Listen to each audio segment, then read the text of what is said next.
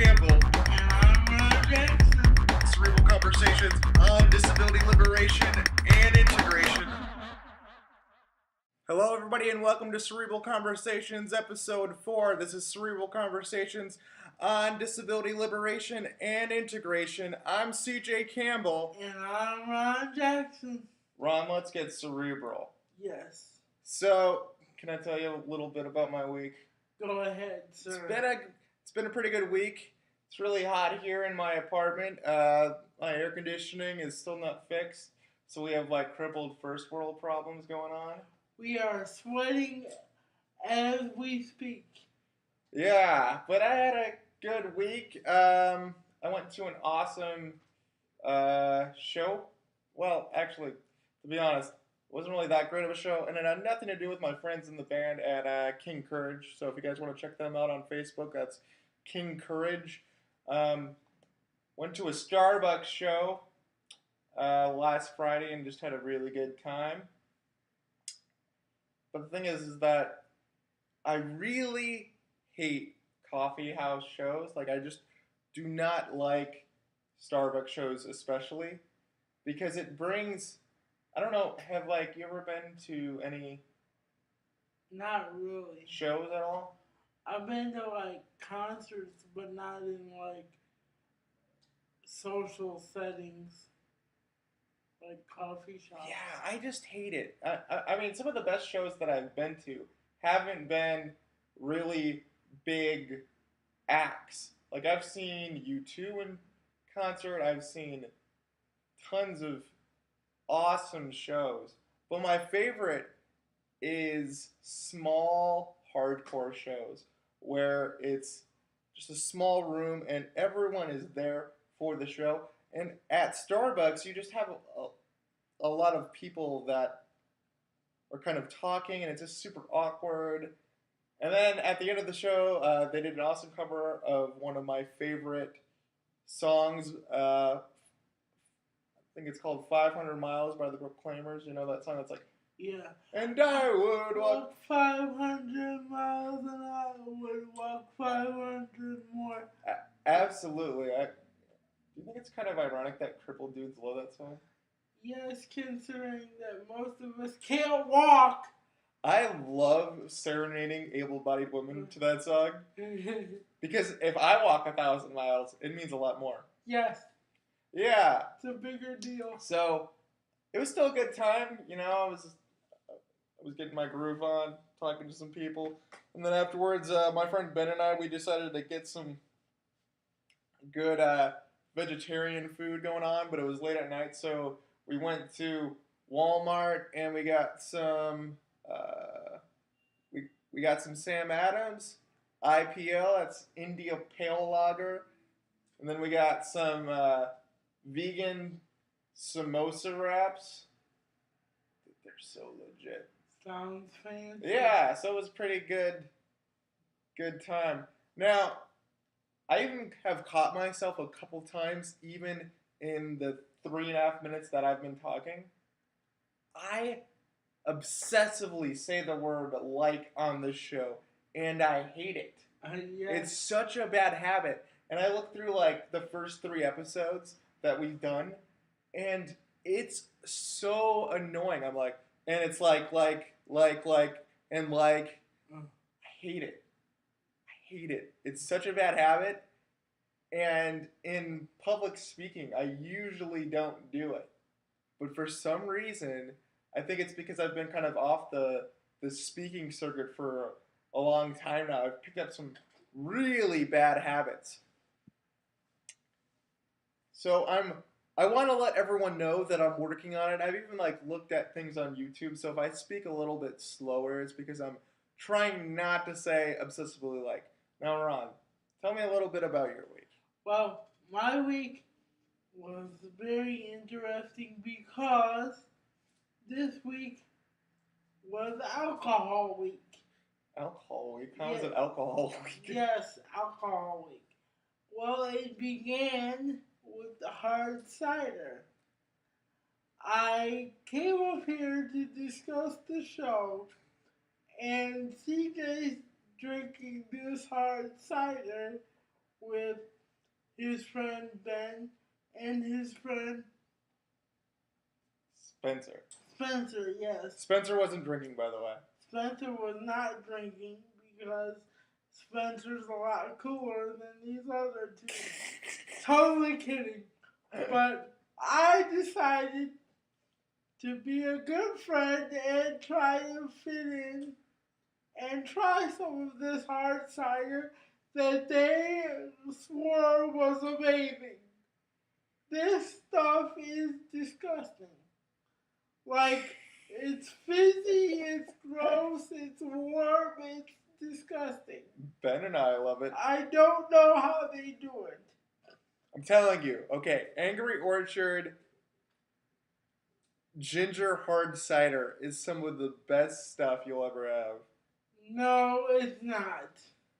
So, did you try anything else new this week? I tried Fruity Twizzlers, which are amazing because they have like this liquid fruit inside of them. Yes, it's actually Twizzler sour filled. Yes. And they have like lemonade and fruit punch flavor. The lemonade, like, and it's in the same bag. I just said like again, I'm sorry. It's in the same bag. Lemonade is where it's at. Yes. The red is good, but the lemonade is awesome. So, Ron, what are we talking about this week? We are discussing. I just totally blanked out.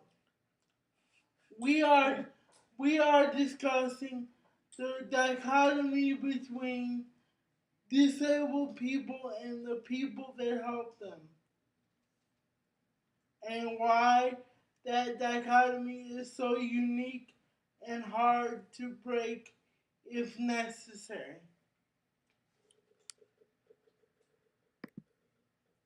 So, explain to me a little bit of what this is like for you. And also, since I'm somebody that kind of helps you with some everyday tasks, explain to me what that's like for you and why this is such a hard dichotomy for you. Right. For me, it's very difficult to separate the boundaries of a job and a personal relationship because I need so much help and it's so intertwined into my daily life. I often find myself becoming more of a friend to the people who work for me than I should, and it creates boundary issues because they then feel that I'm not an authority figure and they don't have to do everything that I say. Now, I don't really get to experience the things in the way in which you get to experience. Yeah.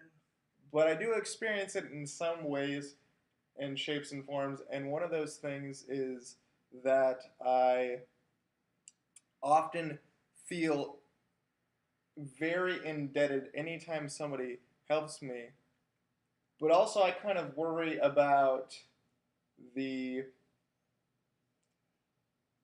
boundaries between helping somebody and where pity falls in and things like that. So I'm very careful about asking my friends for help. For instance, I don't have a personal assistant. I don't qualify for one. I'm not crippled enough for the able-bodied man to get even a few hours a week, which is okay. But one of the problems that I've run into is that with some of the heavier cleaning, I can't really do that. So sometimes it builds up. And I even had my friend Ben ask me, is it okay if I come and help you clean your apartment a couple times a week? And I really struggled with it because I'm worried about that line of my very close friend getting muddled and me losing my sense of camaraderie and what's the word? I'm looking for the word of being being peers. That's what I'm really concerned about, and that's something that I really see across the board with other crippled brothers and sisters I meet is that if we ask for help, then often we have to trade being peers with our able-bodied brothers and sisters. And for me personally, it's more about asserting my individualism because, as I mentioned in a previous show, I struggle with having independence and being an individual because of how I was raised. I was always told you're going to need help and you're going to have to rely on people, and people aren't going to be nice to you. So when they are nice to me and they do help me, I often feel indebted to them and allow them to take advantage of me in situations where I shouldn't, such as financially or emotionally or things like that.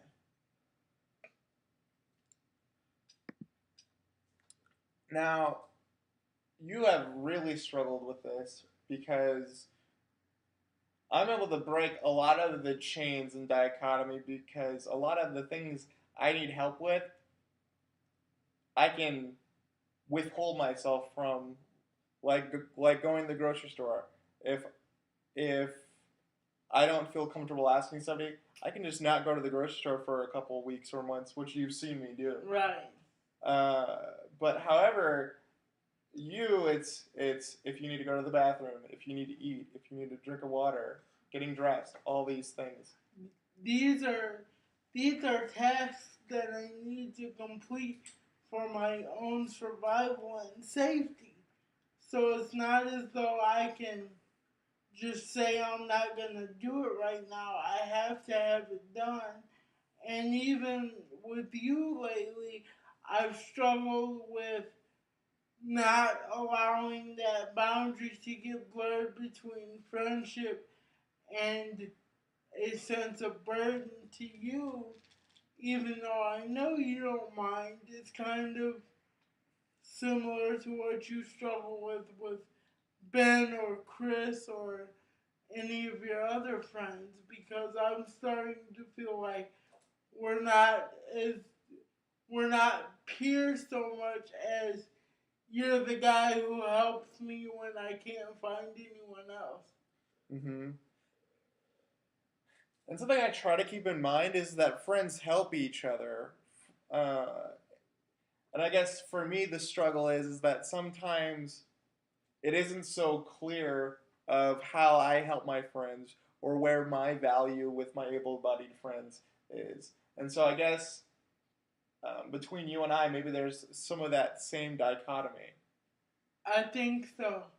Because I often feel like I know it's not your job to help me, so I feel as though by asking you, I'm opening the door to some sort of weird power structure between the two of us that I don't want because I feel like it will ruin our relationship as friends. Exactly. That's something that I've worried about. I remember even sometimes when I'm asking someone for a ride, or if somebody's treating me badly and they help me out on a regular basis, whether that's just taking me to the grocery store or whatever it may be, I don't feel like I can express if like I feel like I'm being treated unfairly or if I need to confront something in the relationship because I don't want them holding over. Well, I help you because that has happened with my family members. That's happened with friends. It's like, well, I helped you with this thing, and now you're calling me out on something. And that's the mindset that I grew up with the mindset of if people help you, you don't complain because they're helping you. They don't have to help you, and they are. So, however they treat you is fine. And that mindset has caused me a lot of grief over the last few months because I'm struggling with making some significant changes in my life, but that mindset is always creeping in and telling me that I should just accept things how they are. Absolutely. I think that's the overall struggle with anyone who is seeking for justice and equality. Anyone who's seeking liberation on any sort of front is we are constantly having to fight the idea that we should just accept things the way they are and try to make the best of it. Right. So, within these dichotomies and these power structures, what are some ways in which both our able-bodied brothers and sisters and our crippled brothers and sisters can maintain healthy boundaries? I think for the crippled brothers and sisters, especially, you need to make sure that you are very clear with the people who are helping you that this may only be a one time thing or that you don't expect them to help you all the time. Because I think some of the issue is that when able-bodied persons help someone with a disability in particular, they feel like one time means every time. So they begin to feel as though they have to help you every time you need something, and that creates the power structure where they begin to have authority over you. So I would make it clear that this is only a one time thing and you are not going to keep asking them for help every time you need something done.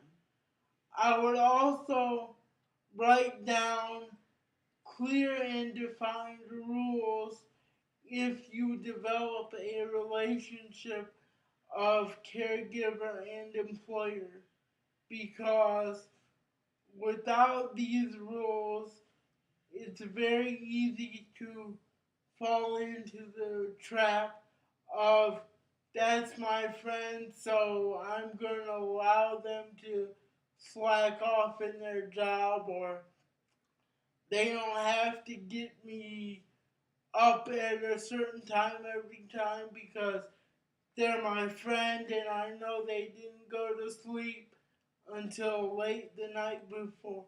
No, that's not okay.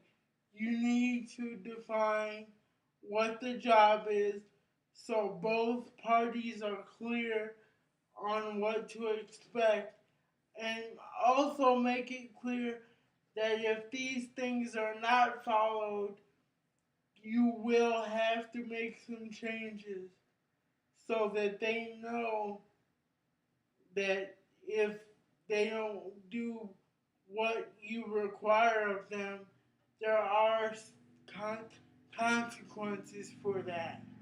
Absolutely. I think one of the trickiest parts is that for those that need more substantial care, such as yourself or other people we know, is you require help in very intimate, vulnerable positions, which will naturally bond somebody, Right. such as like showering, using the bathroom, those type things that you have to have a level of trust and good rapport with these people, and they do become important to you. They do become friends to a certain extent, and it's hard to keep those boundaries. Also, uh, is that often for those who need a lot of heavy everyday daily care, it often falls upon family members, those who are most around them, and that gets very muddled especially if you're dealing with any sort of financial things and stuff like that. So, one of my biggest pieces of advice is, if at all possible, do not have your caregiver be a brother, a parent, aunt, uncle, and especially, just never have seen this work out really well. Never, if you can help it, have it be a spouse, a boyfriend, or girlfriend. Yeah, that whole romantic relationship dichotomy just does not mesh well when you're mixing it with the caregiver and um, person who needs help relationship. It just doesn't work. And it's not that either person is bad.